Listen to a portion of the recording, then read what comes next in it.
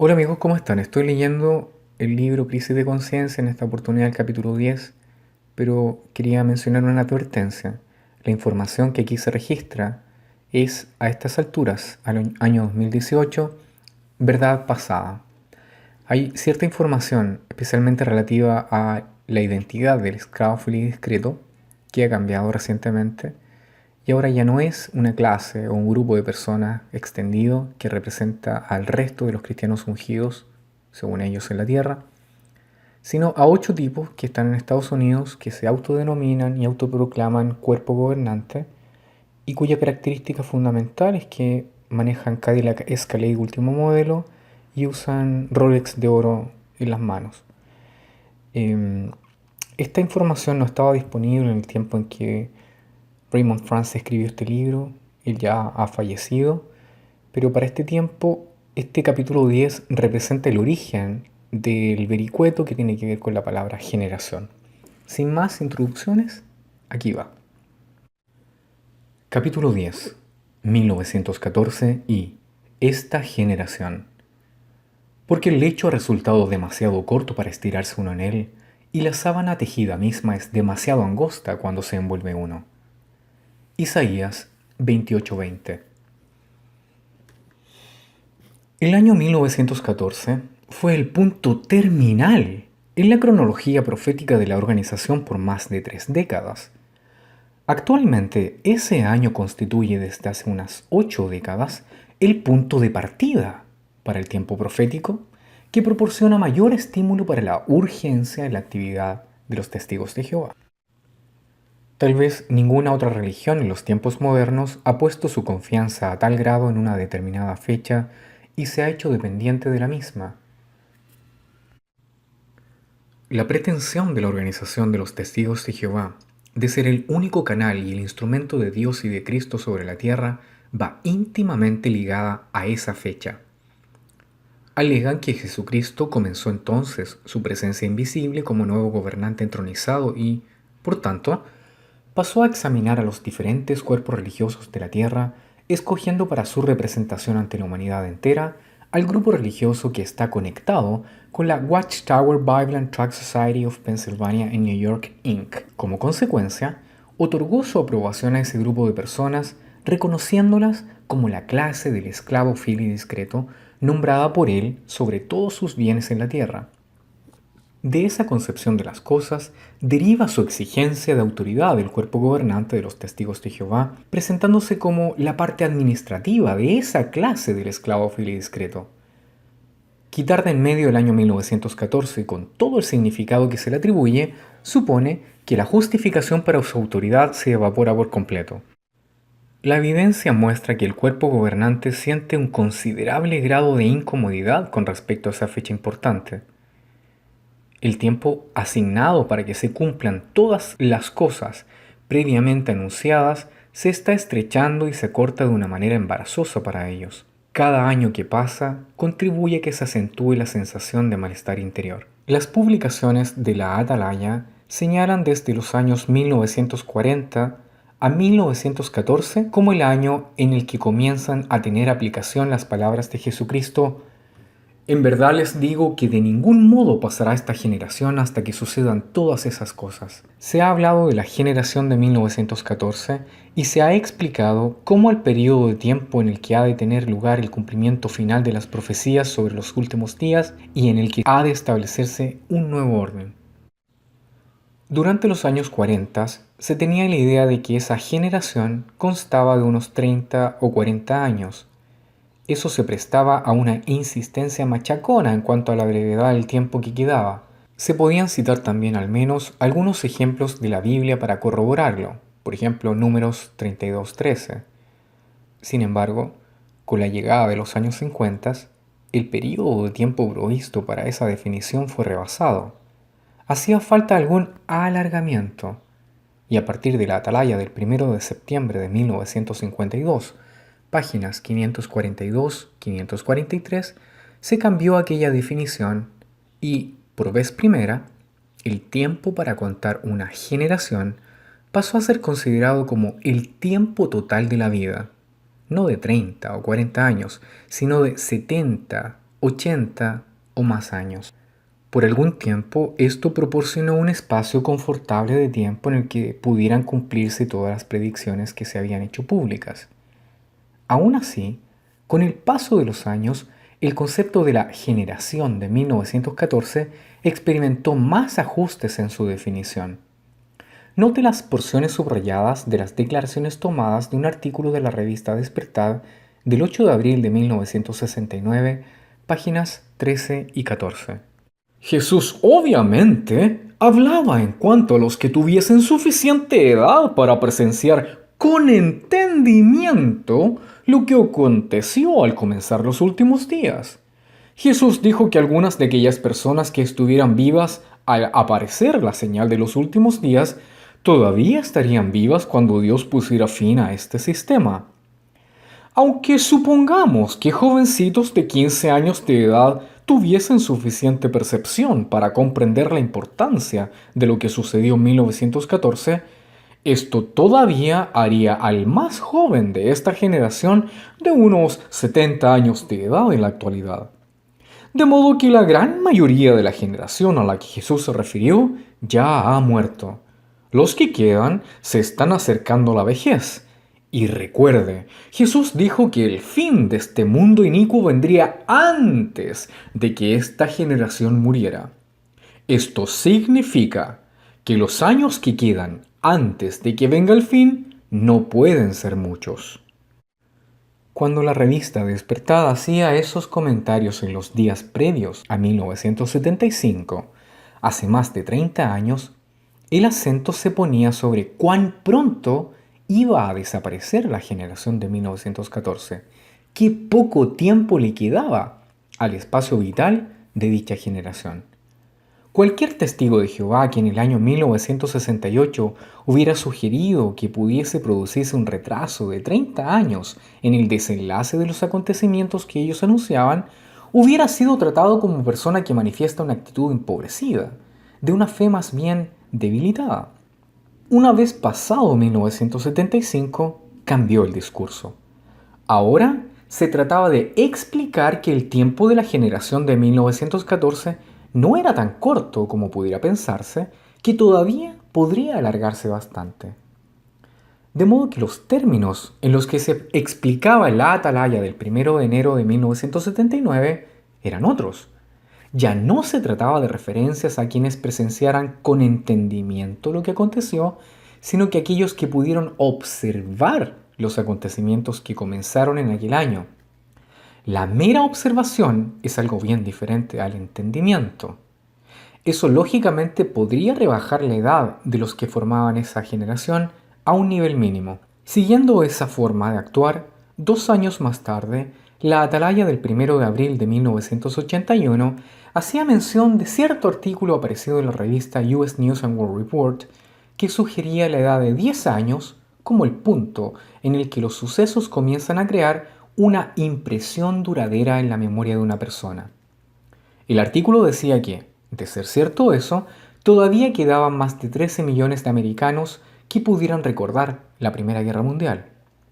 La utilización del término recordar también permite una edad inferior que la que requiere el término entender, tal como decía la Despertar de 1969 antes mencionada, sugiriendo que aplicaba a jovencitos de 15 años de edad. En realidad, la Primera Guerra Mundial continuó hasta 1918 y los Estados Unidos no entraron en ella hasta 1917, de manera que la edad de 10 años apuntada por la revista de noticias citada no necesariamente tiene aplicación al año 1914. Aunque se apliquen diferentes maneras de medir para ganar un año por aquí y otro por allá, el hecho es que el tiempo de la generación de 1914 se va acortando a pasos agigantados, ya que la cuota de mortandad entre las personas de edad avanzada es la más elevada.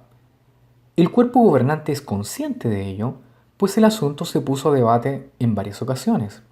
El tema salió durante la sesión del 7 de junio de 1978 del cuerpo gobernante. A ello contribuyeron factores de tiempo atrás. El miembro del cuerpo gobernante, Albert Schroeder, había distribuido entre los demás miembros una copia de un reportaje demográfico de los Estados Unidos. Los datos indicaban que en 1978 permanecían vivos menos del 1% de la población de los que eran adolescentes en 1914.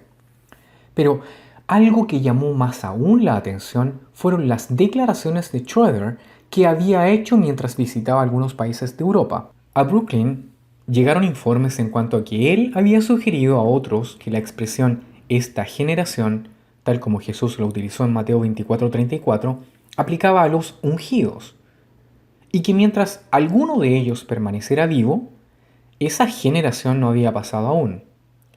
Por supuesto, aquello era contrario a las enseñanzas de la organización y fue desautorizado por el cuerpo gobernante.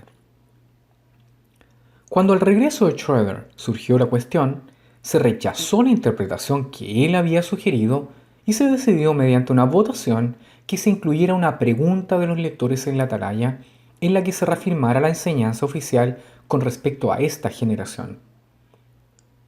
Nota: ver la atalaya del 1 de enero de 1979.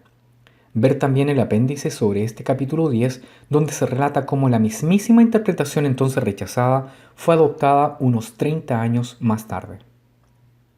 Párrafo.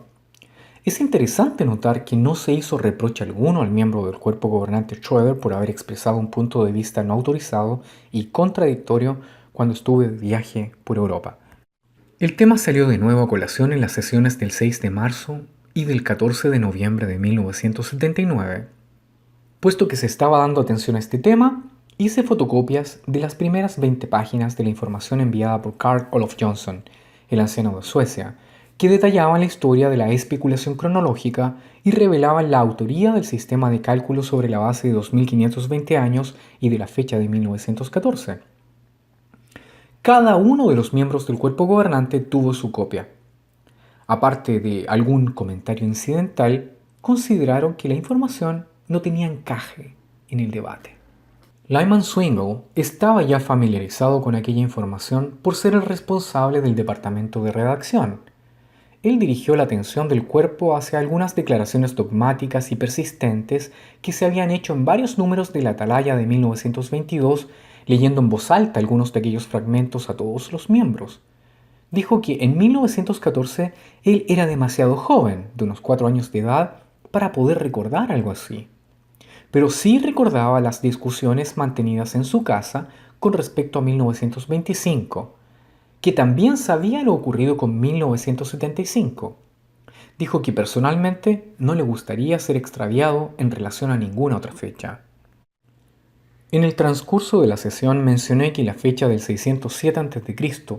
de la sociedad, como punto de comienzo de los 2520 años, carecía de evidencia histórica que la apoyaba. En cuanto a 1914 y la generación que vivía entonces, mi pregunta fue esta: si es correcta la enseñanza tradicional de la organización, ¿cómo podemos aplicar las palabras pronunciadas para la ocasión por Jesús a personas que vivían en 1914? Sus palabras fueron: cuando vean todas estas cosas, conozcan que Él está cerca a las puertas y, al comenzar a suceder estas cosas, levántense erguidos y alcen sus cabezas porque su liberación se acerca.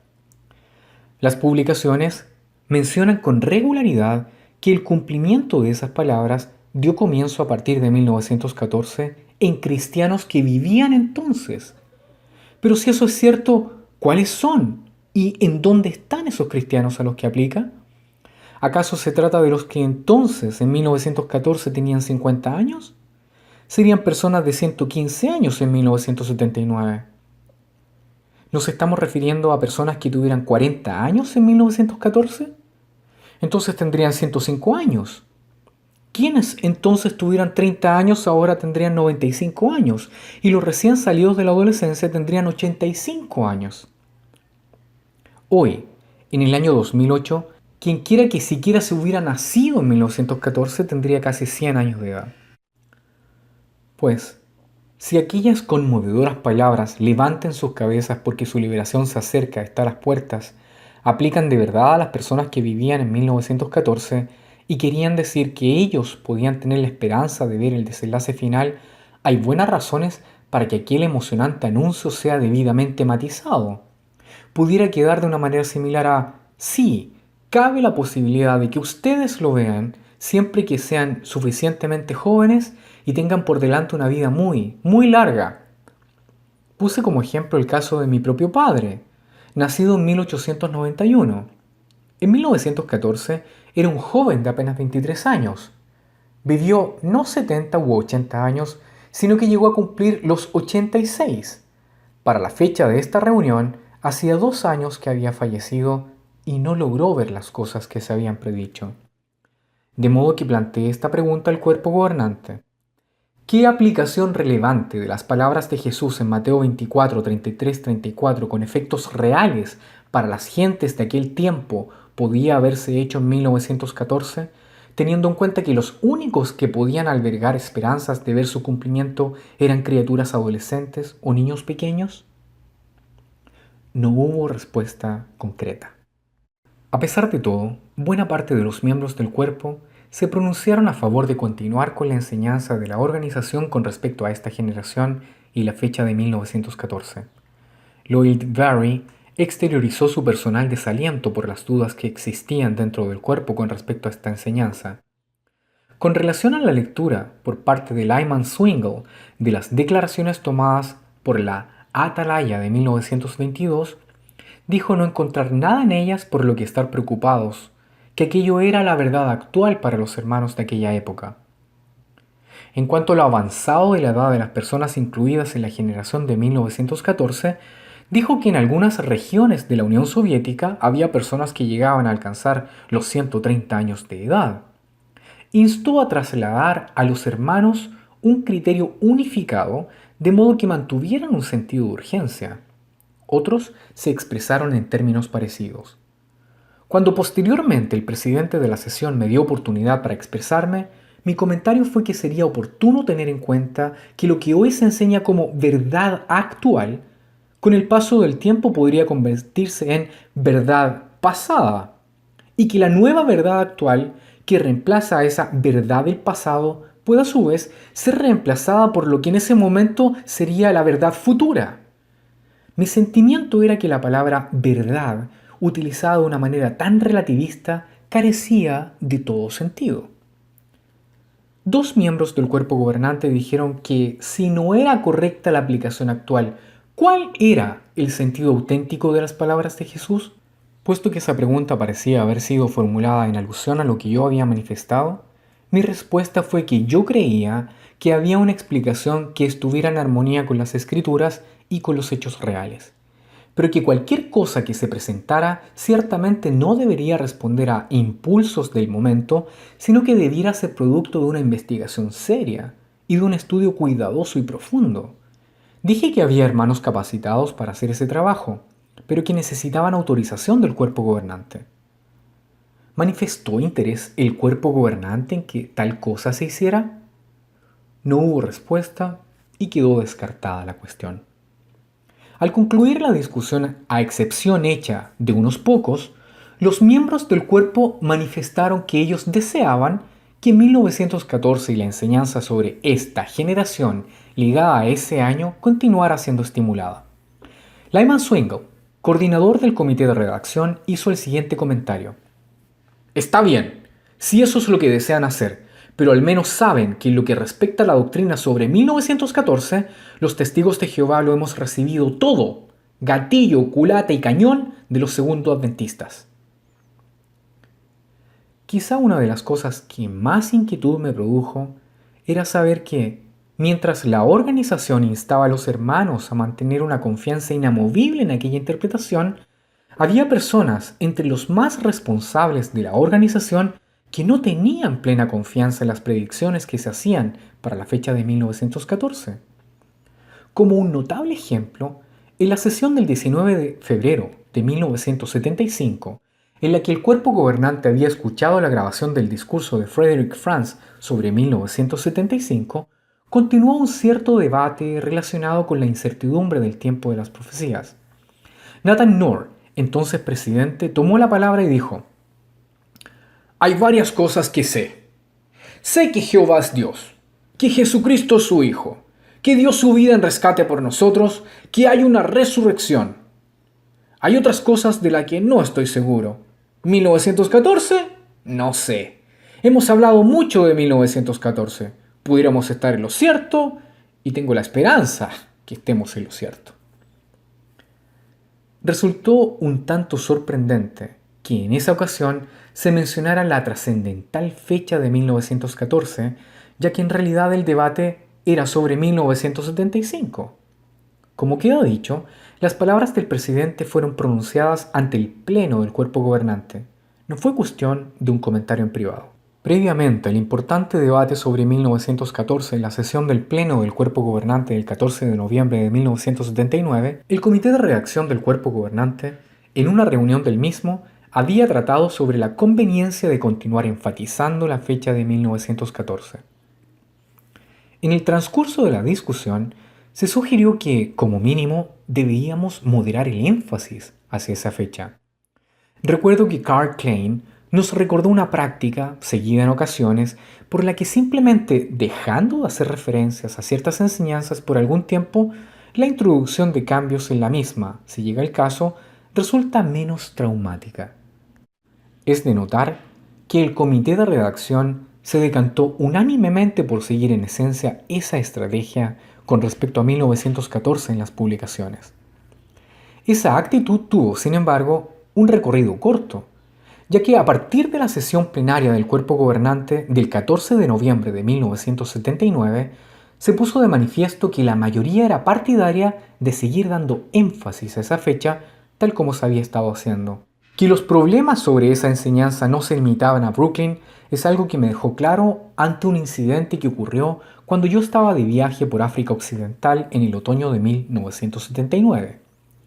En Nigeria, dos miembros del comité de sucursal de aquel país y un misionero de mucho tiempo me llevaron a ver una propiedad de la sociedad que se había adquirido para la construcción de unas nuevas oficinas para la sucursal. Al regreso de aquel viaje les pregunté que cuándo creían que podían trasladarse a la nueva sede. Me respondieron que, con la preparación del terreno, la aprobación de los planos y la obtención de los permisos pertinentes, más el tiempo para la propia construcción, ello podría ser después de 1983. Teniendo eso en cuenta, les pregunté, ¿han recibido preguntas de los hermanos de aquí con respecto al tiempo que ha pasado desde 1914? Hubo unos instantes de silencio y entonces el coordinador de la sucursal me dijo, no, los hermanos de Nigeria rara vez hacen preguntas de ese tipo, pero nosotros sí. Casi inmediatamente el misionero de mucho tiempo me dijo, hermano Franz, ¿pudiera ser que cuando Jesús pronunció las palabras que hacen referencia a esta generación, se estuviera refiriendo únicamente a las personas que vieron la destrucción de Jerusalén? Si así fuera, todo encajaría perfectamente. Era bien patente que no parecía que, tal como estaba aquella enseñanza, la asumiera sin recelos en su mente. Le respondí que, efectivamente, esa era una posibilidad, pero que no se podía decir mucho más al respecto. A mi regreso conté aquella conversación al cuerpo gobernante, ya que ello me ponía de manifiesto que tal enseñanza levantaba muchas cuestiones en personas de todo el mundo, en hombres respetados, en posiciones de considerable autoridad. Los comentarios de las personas de Nigeria y la manera en la que los hicieron daba a entender con toda claridad que ya habían debatido sobre ellos la cuestión antes de mi visita. Poco tiempo después de mi regreso de África, en una sesión del cuerpo gobernante que tuvo lugar el 17 de febrero de 1980, Lloyd Barry volvió a expresar sus sentimientos en cuanto a la importancia de la enseñanza con respecto a 1914 y esta generación. Lyman Swingle dijo que la información publicada en la sección Preguntas de los lectores en 1978 no había resuelto la cuestión en la mente de los hermanos.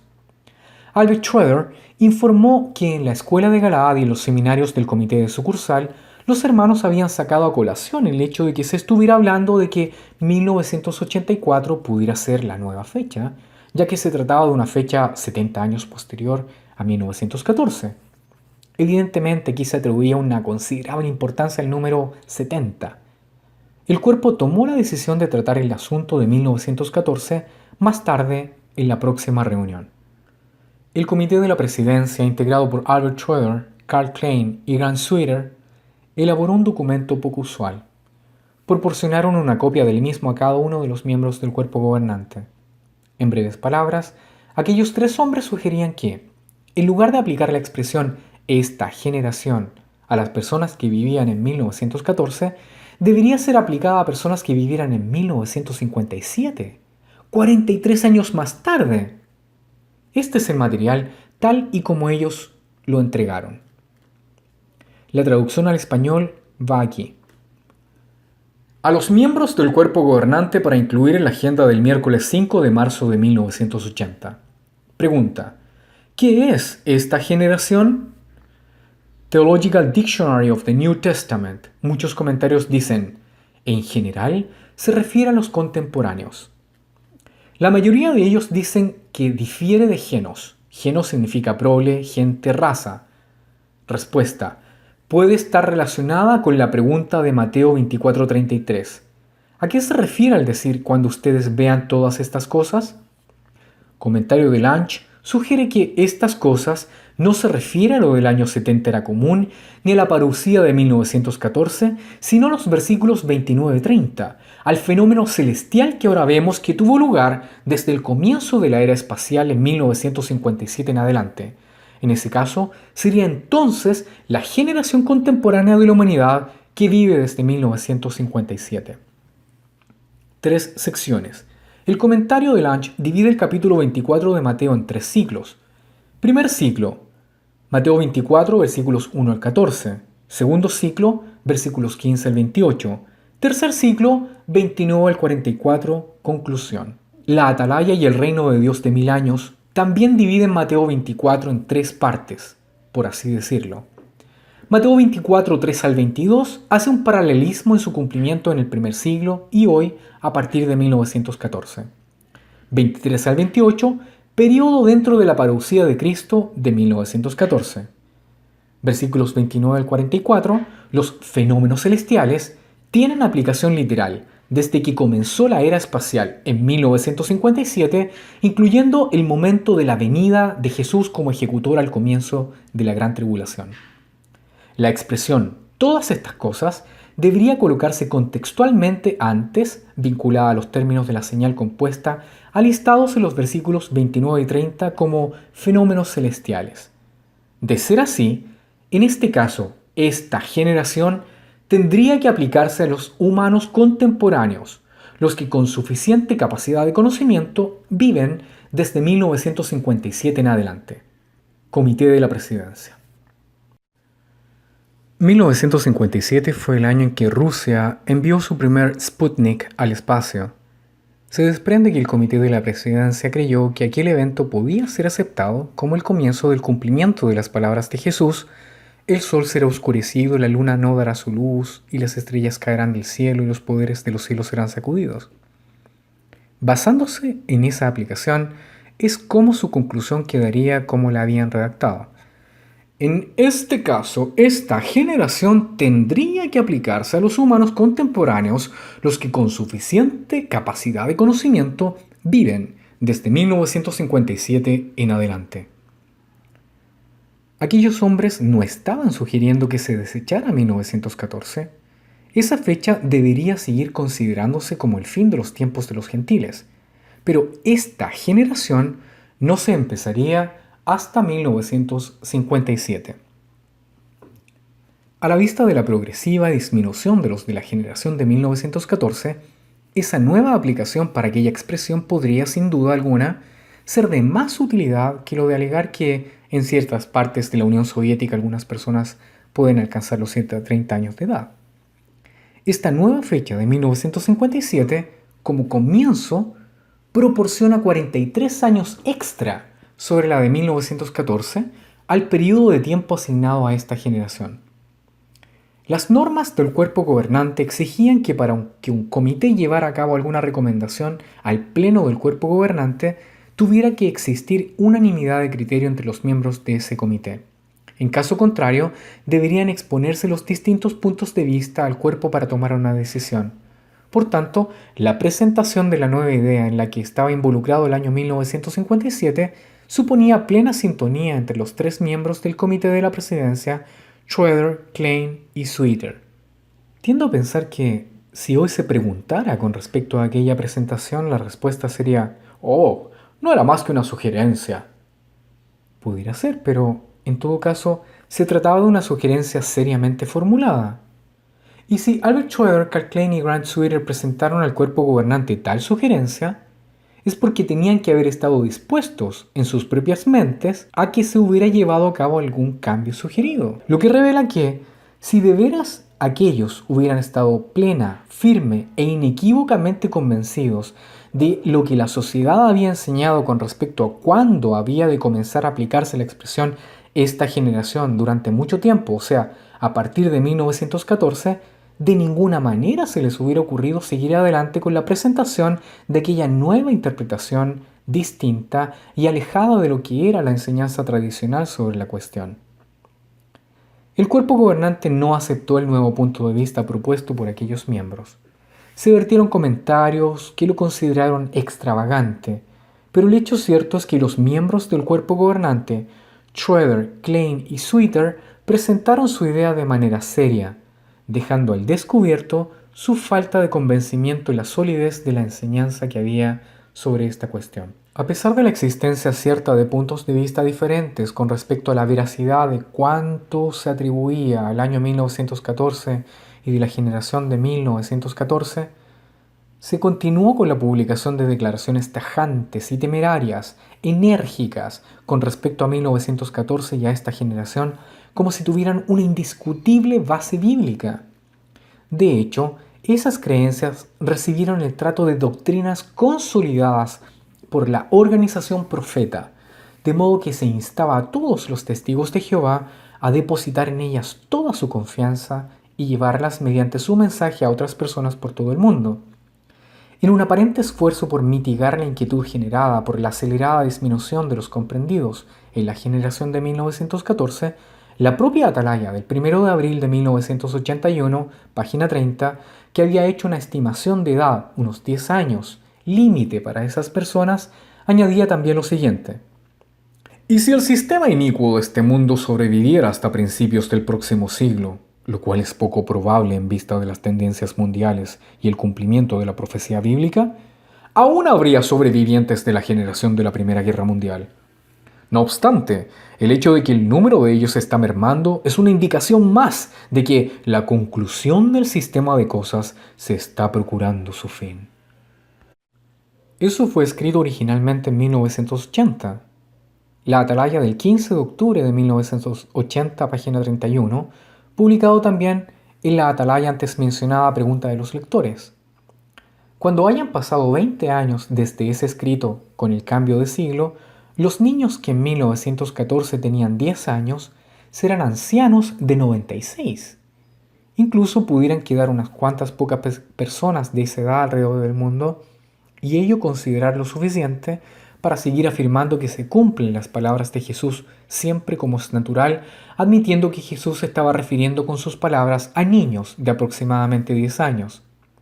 Es una muestra de lo lejos que una organización está dispuesta a llegar con tal de mantener vigente su concepto sobre la generación de 1914.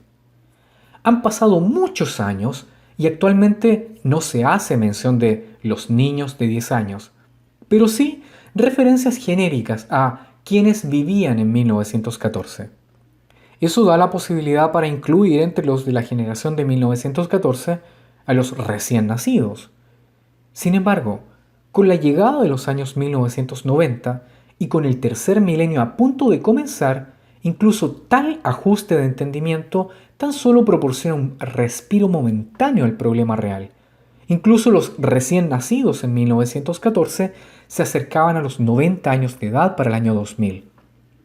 Lo único que puedo afirmar con relación a todo esto es que me parece increíble el razonamiento empleado por el cuerpo gobernante. Considero trágico que se pueda proclamar al mundo entero una profecía sobre una fecha como algo sólido y en lo que la gente pueda y deba depositar su confianza, edificar sus esperanzas, modelar el rumbo de su vida, siendo el caso que los mismos que lo publican tienen constancia de que entre ellos mismos no existe auténtica unidad de criterio ni convicción firme en cuanto a que dicha enseñanza sea cierta. Puede que una consideración del pasado a la organización, que durante décadas ha estado dedicada a fijar y cambiar fechas, permita una mayor comprensión de tal actitud. Quizá lo que me resulta más sorprendente es que los miembros del comité de la presidencia, Schroeder, Karl Klein y Grant Sweeter, unos 2 meses después de presentar su novedosa idea sobre esta generación, anotaran la enseñanza sobre el comienzo de la presencia de Cristo en 1914 como determinante a la hora de considerar culpables de apostasía, incluyendo al personal de las oficinas centrales, y por tanto dignos de expulsión. Lo hicieron así a pesar de que meses antes ellos mismos cuestionaron parte de aquel cuerpo doctrinal al proponer una visión diferente sobre una de las doctrinas inseparables del mismo, la doctrina sobre esta generación.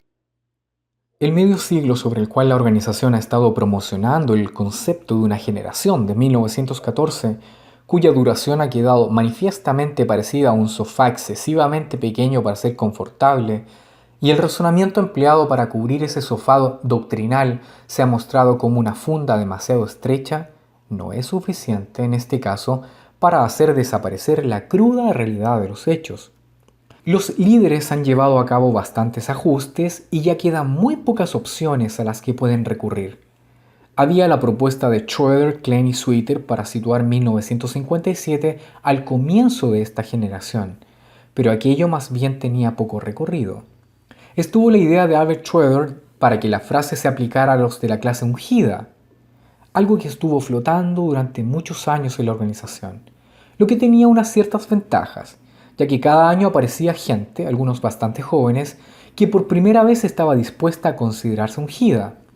Esa alternativa eliminaba prácticamente el apremiante factor temporal para la enseñanza sobre esta generación. Existía otra opción. Podrían reconocer la evidencia histórica en cuanto a que la destrucción de Jerusalén tuvo lugar 20 años después del 607 a.C., que es la fecha que la sociedad asigna a ese evento. Ello desplazaría al año 1934 el comienzo de los tiempos de los gentiles, utilizando la interpretación de 2520 años. Pero tal como se ha mostrado, ya se había colocado sobre 1914 una importancia tal que una cosa así parecía inviable. Los signos inevitables de un posterior ajuste de entendimiento comenzaron a aparecer con la atalaya del 15 de febrero de 1994. Allí, el comienzo de la aplicación de las palabras de Jesús sobre señales en el sol y en la luna y en las estrellas, y sobre la tierra angustia de naciones, fue desplazado de 1914 a un punto que seguiría al comienzo de la todavía futura Gran Tribulación. De igual manera, la anunciada recogida de los escogidos desde los cuatro vientos, que anteriormente se enseñaba que estaba en marcha desde 1919, también se trasladó al futuro para después del comienzo de la Gran Tribulación y a continuación de que aparecieran los fenómenos celestiales. Esas posiciones, ahora abandonadas, se habían estado enseñando por unos 50 años. Como uno de los numerosos ejemplos, ver la atalaya del 15 de julio de 1946.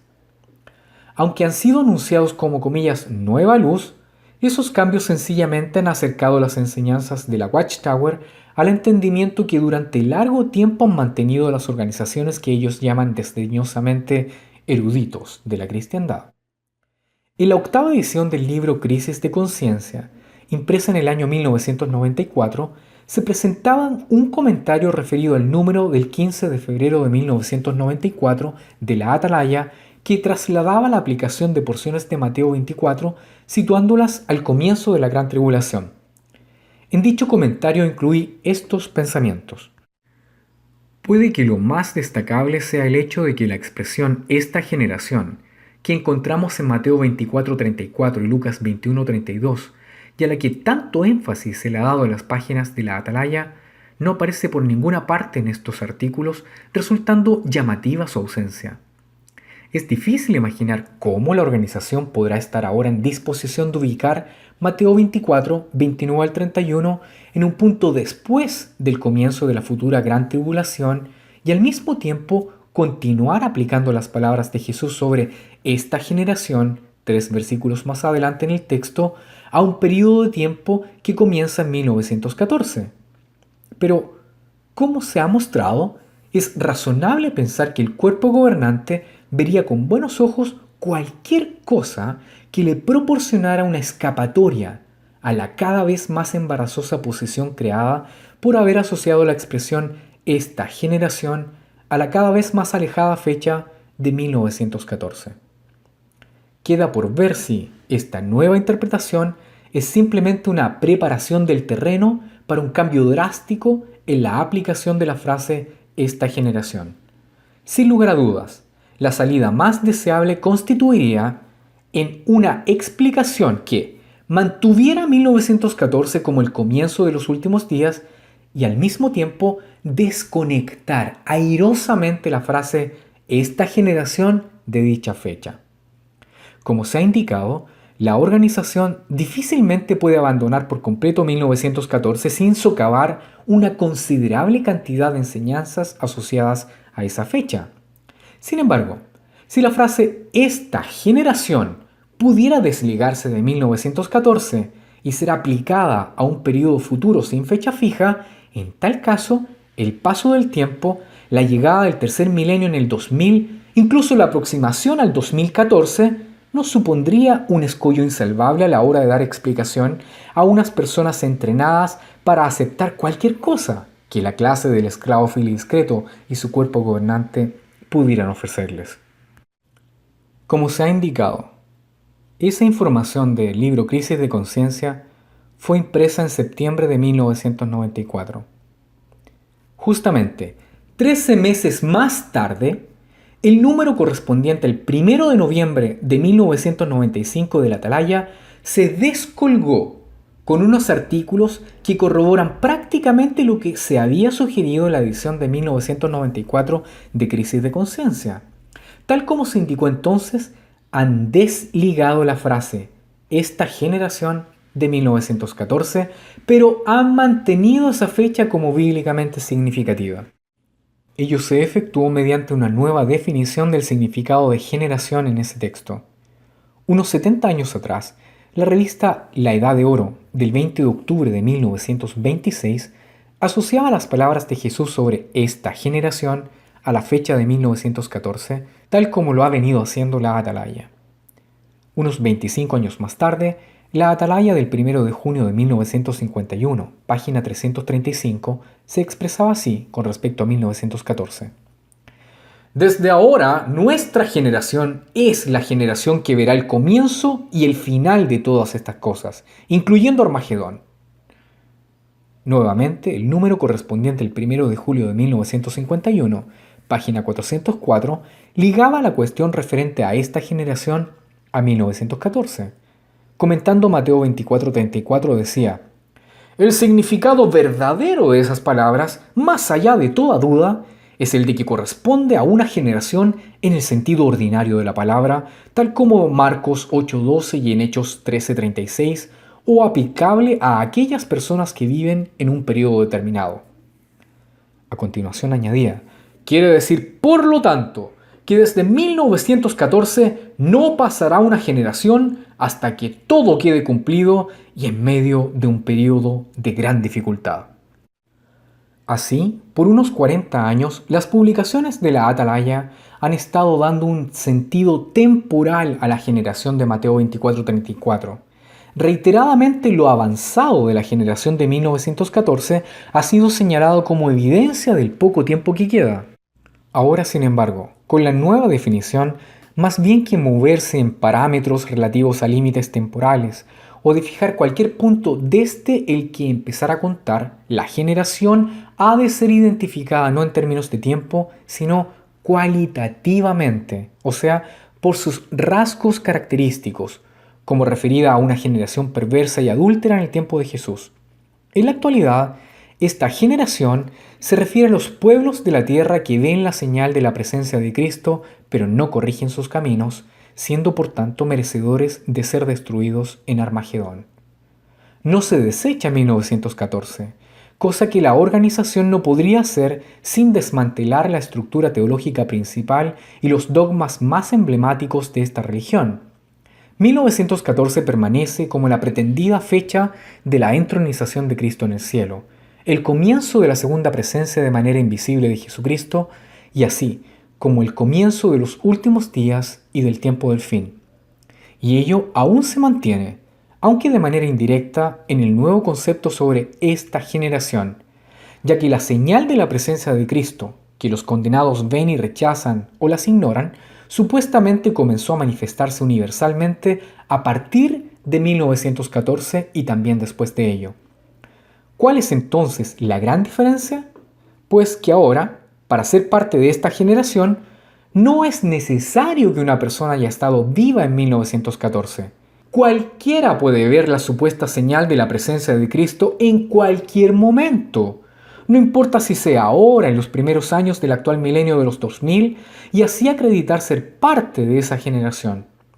Ello hace posible que la expresión quede libre de cualquier fecha de comienzo y reduce considerablemente la incómoda necesidad de dar explicaciones al embarazoso periodo de tiempo transcurrido desde 1914, con el consiguiente incremento en la disminución del número de personas que estaban vivas en aquella época. Posiblemente la evidencia gráfica más palpable de ese cambio la encontramos en el encabezamiento de la revista Despertad. Hasta el 22 de octubre de 1995, el párrafo de declaración de propósito de la revista Despertad era el siguiente. ¿Por qué se publica Despertad? Despertad es informativa para toda la familia. Muestra cómo hacer frente a los problemas de nuestro tiempo, presenta noticias de actualidad, habla acerca de la gente de otros lugares, analiza temas de religión y ciencia, pero va más allá. Sondea su trasfondo e indica cuál es el verdadero significado de los acontecimientos actuales, aunque siempre mantiene una postura neutral en lo que respecta a la política y no favorece a unas razas sobre otras. Más importante aún, esta revista promueve la confianza en la promesa del Creador de establecer un nuevo mundo pacífico y seguro, antes de que desaparezca la generación que vio los acontecimientos de 1914. La frase "esta revista promueve la confianza en la promesa del Creador de establecer un nuevo mundo pacífico y seguro antes de que desaparezca la generación que vio los acontecimientos de 1914", aparecía años tras año, desde 1982 hasta el 22 de octubre de 1995. A partir del número correspondiente al 8 de noviembre de 1995, dicha frase fue modificada en su parte final, tal como aquí se muestra. ¿Por qué se publica Despertad? Despertad es informativa para toda la familia. Muestra cómo hacer frente a los problemas de nuestro tiempo, presenta noticias de actualidad, habla acerca de la gente de otros lugares, analiza temas de religión y ciencia, pero va más allá. Sondea su trasfondo e indica cuál es el verdadero significado de los acontecimientos actuales, aunque siempre mantiene una postura neutral en lo que respecta a la política y no favorece a unas razas sobre otras. Más importante aún, esta revista fomenta confianza en la promesa del Creador de establecer un nuevo mundo pacífico y seguro que pronto reemplazará el sistema de cosas actual caracterizado por la maldad y la rebelión. Con el número del 8 de noviembre de 1995 se eliminó toda referencia a 1914, representando quizá la evidencia más gráfica de enorme cambio, así como indicando en efecto que el Creador, de alguna manera, ha renegado de su promesa supuestamente ligada a la generación de 1914. Queda por ver cómo repercutirá este cambio sustancial en los miembros de la organización. Pienso que los que sentirán con más intensidad sus efectos serán los más antiguos, miembros de muchos años que han albergado la esperanza de no morir antes de ver realizadas sus expectativas de contemplar la realización completa de las promesas de Dios. Proverbios 13:12 dice que la esperanza que se demora es tormento del corazón, pero árbol de vida es el deseo cumplido. Cualesquiera sentimientos de descorazonamiento que pudieran experimentarse no son imputables al Creador, sino a quienes implantaron y alimentaron en las personas expectativas falsas ligadas a una fecha particular. Los más jóvenes o llegados más recientemente no sentirán tan severamente el impacto del cambio. Después de todo, el asunto se reviste de un lenguaje en el que no expresa reconocimiento de error por parte de la organización, sino que encubre el cambio en términos de conocimiento progresivo y de luz cada vez más clara. La atalaya del 1 de mayo de 1999, página 13, dice: nuestra progresiva comprensión de la profecía recogida en los capítulos 24 y 25 de Mateo ha sido emocionante. Diciendo esto cuando al mismo tiempo van descartando una tras otra interpretaciones, las cuales durante muchos años se enseñaban como verdad divina. A estos más nuevos les puede pasar desapercibida la machacona insistencia con la que durante décadas el concepto de la generación de 1914 ha ido afianzándose. Cuán inequívocamente se ha presentado como un indicador seguro de la proximidad del fin. Puede que no se den cuenta de cuán firmemente se ha presentado lo de la generación de 1914, como si fuera una enseñanza, no de origen humano, sino de origen divino. Algo que no es fruto de un calendario basado en promesas de hombres, sino basado en la promesa de Dios. Este periodo de 40 años, en el que implícitamente se ha vinculado a Dios y a su palabra a un concepto que ha resultado fallido, lo único que hace es incrementar la gravedad de la responsabilidad en la que se ha incurrido. Vienen a la mente las palabras de Jeremías 23:21. Yo no envié a esos profetas, ellos se apresuraron. Yo no les hablé, ellos profetizaron. Ese trascendental cambio solamente puede haberse producido por una decisión del cuerpo gobernante.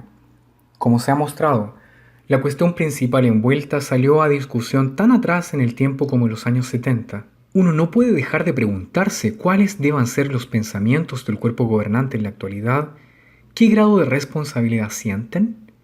Cada uno de los miembros de ese cuerpo sabía entonces, y sabe ahora, cuál ha sido el registro de la organización en lo que toca a poner fechas y hacer predicciones. En las publicaciones, eso se exculpa poniendo la excusa del ferviente deseo de ver realizadas las promesas de Dios en nuestro propio tiempo, como si uno dejara de tener tal ferviente deseo por el hecho de no atreverse a establecer un calendario para Dios, ni a hacer predicciones y atribuirlas a Dios como si estuvieran basadas en su palabra. También son conscientes de que a pesar de haber incurrido en un error tras otro, los líderes de la organización continuaron alimentando a sus miembros con nuevas predicciones. Saben que la dirección ha fallado estrepitosamente a la hora de asumir plena responsabilidad por los errores y admitir que esa dirección ha sido simple y claramente errónea. Han procurado proteger su imagen y exigencia de autoridad, esforzándose en dar la apariencia de que los errores son atribuibles al conjunto de la comunidad. En un artículo titulado ¿Cómo distinguir las profecías verídicas de las falsas?, La Despertar del 22 de junio de 1996, página 9, decía: los estudiantes de la Biblia, conocidos desde 1931 con el nombre de Testigos de Jehová, también se figuraban que en 1925 se realizarían ciertas profecías bíblicas maravillosas. Ellos conjeturaron que en ese tiempo daría comienzo la resurrección terrestre, trayendo de vuelta a hombres fieles de la antigüedad, entre ellos a Abraham, a David y Daniel. En años más recientes, muchos testigos conjeturaron que los sucesos vinculados al inicio del reino milenario de Cristo podrían dar comienzo en 1975. Su expectativa arrancaba del entendimiento de que en ese año empezaría el séptimo milenio de la historia humana.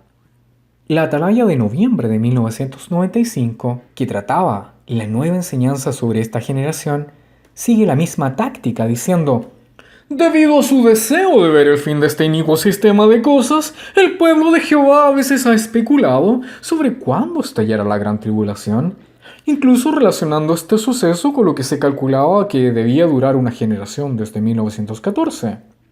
Sin embargo, hacemos entrar un corazón de sabiduría si meditamos en cómo contar nuestros días para alabar con gozo a Jehová y no especulamos sobre años o cuántos años o días constituyen una generación. En vez de proporcionar una regla para medir el tiempo, el término generación, según lo utilizó Jesús, se refiere principalmente a la gente contemporánea de un determinado periodo histórico con las características que la identifican. De esta manera, los dirigentes atenúan la responsabilidad que en justicia debe caer sobre ellos, dando piadosamente consejos sobre la visión espiritual que han de tener los adherentes, como si el problema radicara en realidad en el punto de vista espiritual inapropiado de aquellos. No admiten que esos miembros no originaron nada en absoluto, sino que albergaron unas esperanzas asociadas a diferentes fechas únicamente porque los dirigentes de la organización suministraron material preparado claramente para estimular tales deseos. De manera que cada fecha mencionada, así como todas las conjeturas, especulaciones y cálculos a ellas conectados, no tuvieron su origen entre la comunidad de sus miembros, sino en el grupo de los dirigentes.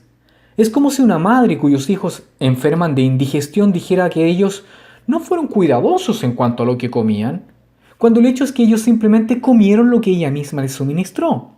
Y no solamente les suministró tal clase de alimento, sino que insistió en que tenía que ser aceptado como saludable, perteneciente a una dieta excelente, que en ninguna otra parte pudiera obtenerse, hasta el grado de cualquier expresión de insatisfacción sobre dicho alimento se consideraría castigable. Los actuales miembros del cuerpo gobernante saben que el cuestionar o mostrar desacuerdo con cualesquier enseñanza ligada a 1914 durante el largo tiempo que se han mantenido en vigor podría ocasionar, y de hecho ocasionó, expulsión.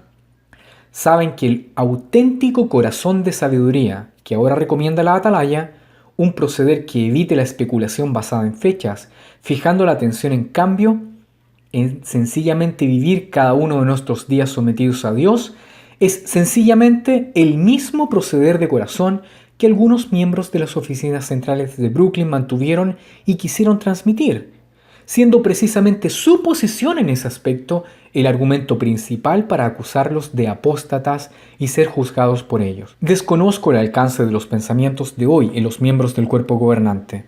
Únicamente puedo decir que, si yo fuera partícipe de esa actitud que ahora se expone y de su fracaso en hacer un abierto y vigoroso reconocimiento de responsabilidad por haber extraviado seriamente y por haber juzgado muy injustamente a otros cristianos sinceros, no veo cómo yo podría eludir algún sentimiento de cobardía moral.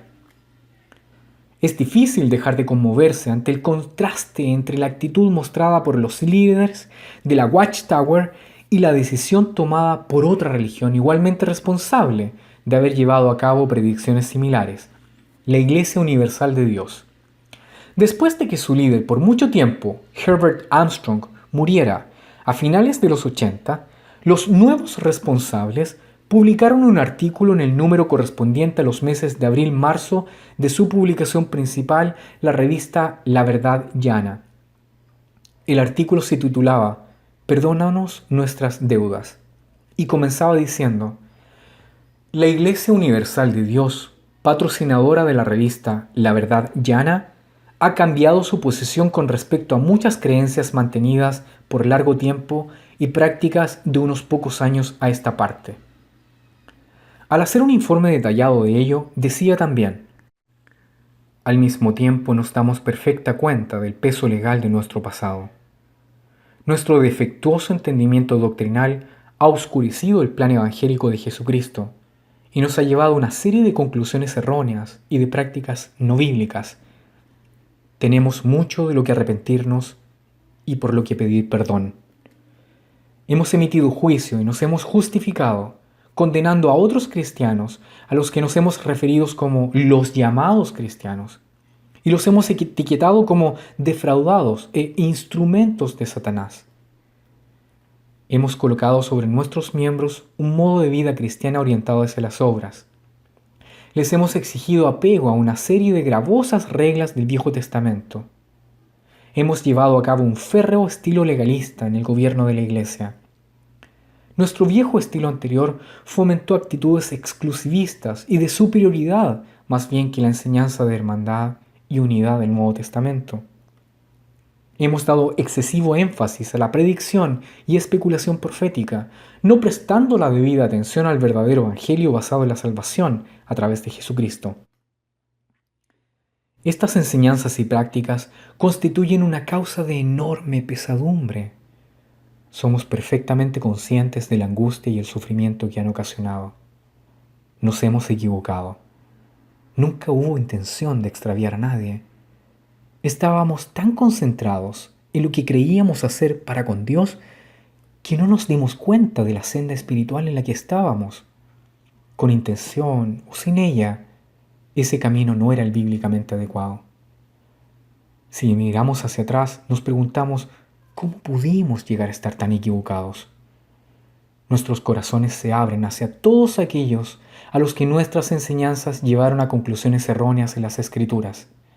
No minimizamos su desorientación y confusión espiritual. De todo corazón deseamos su comprensión y perdón. No tratamos de ocultar los errores doctrinales y bíblicos de nuestro pasado. No es nuestra intención únicamente una operación de maquillaje. Encaramos nuestra historia con seriedad y hacemos frente a los defectos y pecados que encontramos. Son cosas que siempre estarán ahí como parte de nuestra historia para recordarnos los peligros del legalismo. Un reconocimiento tan franco y la aceptación de responsabilidad por el daño causado no lo encontramos en las publicaciones de la Watchtower. Conociéndolos personalmente, me consuela el hecho de que muchos de los miembros del cuerpo gobernante son sinceros en la convicción de que están sirviendo a Dios. Esto, por desgracia, va acompañado paralelamente de la creencia en que la organización que dirigen es el canal de Dios para la comunicación divina, superior al resto de organizaciones religiosas de la tierra, creencia que hace evidente un estado de negación que les impide afrontar la realidad de una trayectoria defectuosa y el registro negativo de la organización. Cualesquiera que sea la sinceridad en su deseo de servir a Dios, lamentablemente no les ha salvaguardado de una profunda insensibilidad para con el posible efecto desilusionador de sus fallidas predicciones apocalípticas y el efecto debilitador que puede producir en la confianza de la gente para con la veracidad y el valor de las Escrituras.